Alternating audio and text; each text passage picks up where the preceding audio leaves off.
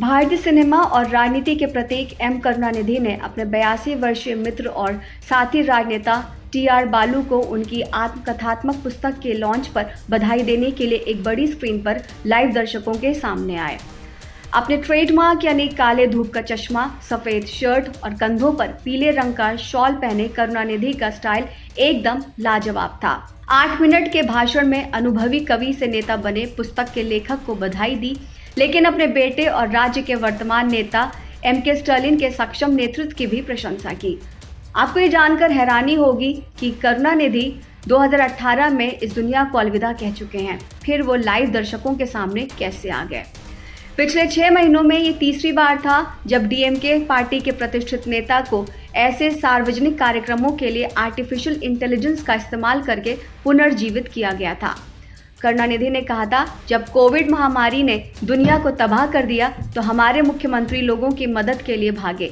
देश जानता है कि आपने लोगों को बचाने के लिए किस तरह संघर्ष किए और मैं भी इस बात को अच्छी तरह से जानता हूं। डीप फेक करुणानिधि वीडियो बनाने वाली एआई मीडिया टेक फर्म म्योनिस के संस्थापक सेंथिल नायागम ने बताया कि ऐसे डीप फेक के लिए एक बड़ा बाजार खुला हुआ है। एआई करुणानिधि की पहली सार्वजनिक उपस्थिति पिछले साल सितंबर में एक स्थानीय मीडिया कार्यक्रम में की गई थी, जिसके बाद उनकी पार्टी के सदस्यों द्वारा एक अभियान चलाया गया। पुनर्जीवित नेता अक्सर पार्टी कार्यकर्ताओं को सम्मानित करते हैं और विशेष रूप से अपने बेटे एम.के. स्टालिन के नेतृत्व की प्रशंसा करते हैं। टी.आर. बाबू की पुस्तक विमोचन में एआई करुणानिधि ने छात्रों के ऋण को माफ करने और गरीबों के लिए नकद उपहार देने से लेकर महिला अनुकूल नीतियों और निवेश में शामिल होने तक सब कुछ गिना डाला। करुणानिधि का आखिरी सार्वजनिक साक्षात्कार 2016 में था, जब उनकी आवाज कठोर हो गई थी और उनका शरीर कमजोर हो गया था। नायागम ने भाषण मॉडल को प्रशिक्षित करने के लिए करुणानिधि के सार्वजनिक रूप से उपलब्ध डेटा का उपयोग किया और 1990 के दशक के नेता की छवि को फिर से बनाया, जब वो बहुत छोटे थे। उन्होंने कहा, पहले से रिकॉर्ड किए गए एआई भाषण की स्क्रिप्ट स्थानीय डीएमके कैडर द्वारा प्रदान की गई थी और पार्टी कर्मियों द्वारा इसकी जांच हुई थी। करुणानिधि भारत के सबसे लंबे समय तक सेवा करने वाले विधायकों में से एक थे, जिन्होंने लगभग 2 दशकों तक तमिलनाडु राज्य का नेतृत्व किया और कुल 5 बार मुख्यमंत्री रहे। कवि से नेता बने उन्होंने निचली जाति की मुक्ति के बारे में पटकथाएं लिखी और वृद्ध मतदाताओं के बीच उनकी पकड़ काफी मजबूत थी। स्थानीय मीडिया रिपोर्ट्स के अनुसार एआई वीडियो पर प्रतिक्रिया ने डीएमके पार्टी नेतृत्व को आगामी 2024 के संसदीय चुनाव अभियान में एआई करुणानिधि अभियान भाषण बनाने के बारे में सोचने के लिए प्रेरित किया है। राजनीतिक दल ने आज के नेता को बढ़ावा देने के लिए एक पुराने राजनीतिक दिग्गज को पुनर्जीवित करने के लिए एआई का इस्तेमाल किया है, लेकिन इसने कुछ परेशान करने वाले नैतिक और कानूनी सवाल भी खड़े किए हैं, जैसे कि कंटेंट पर हस्ताक्षर करने वाले जीवित व्यक्ति द्वारा सिंथेटिक ऑडियो और वीडियो बनाने के लिए एआई का उपयोग एक बात है।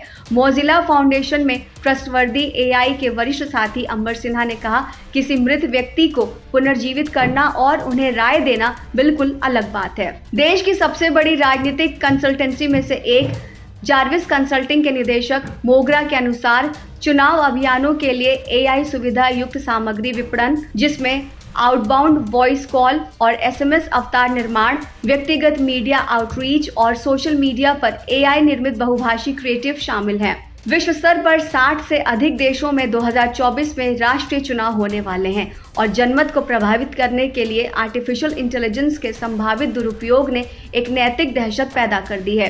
दक्षिण एशिया में प्रचार के लिए एआई के उपयोग और दुरुपयोग के मामलों को प्रमुखता मिली है। बांग्लादेश में सरकार समर्थक खातों ने विपक्षी दलों को निशाना बनाने के लिए डीप फेक का इस्तेमाल किया है।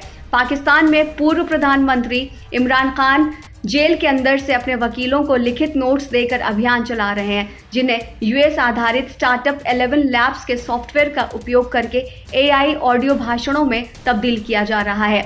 अभियानों में एआई का ये विशेष उपयोग खासतौर से दक्षिण एशिया में बड़े पैमाने पर हो रहा है। डीएमके पार्टी ने मंदिर शहर सलेम में अपना दूसरा वार्षिक युवा विंग सम्मेलन आयोजित किया।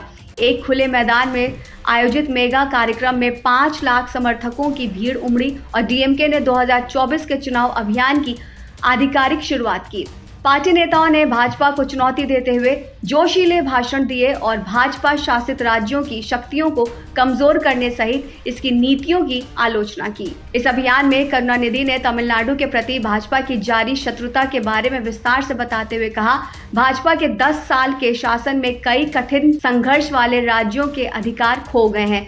प्रेरक संगीत के साथ 3 मिनट का ये वीडियो भाषण AI करुणानिधि द्वारा राज्य के अधिकारों को मजबूत करने और युवा कार्यकर्ताओं से लोकतांत्रिक भविष्य के लिए लड़ने के आग्रह के साथ समाप्त होता है। हालांकि सिंथेटिक ऑडियो या वीडियो बनाना कई कदम आगे जाता है।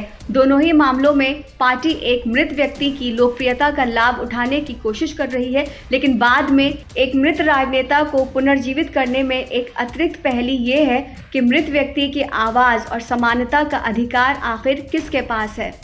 बेशक भारत में इसका कोई कानूनी आधार नहीं है, क्योंकि हमारे पास भारत में मृत लोगों के लिए कोई निहित अधिकार नहीं है, लेकिन नैतिक दृष्टिकोण से सहमति पर विचार किया जाना चाहिए।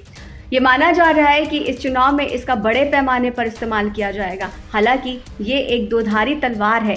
इससे बहुत सारी गलत सूचनाएं और दुष्प्रचार पैदा होंगे और इसका प्रचार प्रसार बढ़ेगा। सामाजिक प्रभाव के दृष्टिकोण से ये AI वीडियो यहाँ तक कि खराब तरीके से बनाए गए किस हद तक मतदाताओं के रुझान को आकार दे सकते हैं, ये स्पष्ट नहीं है।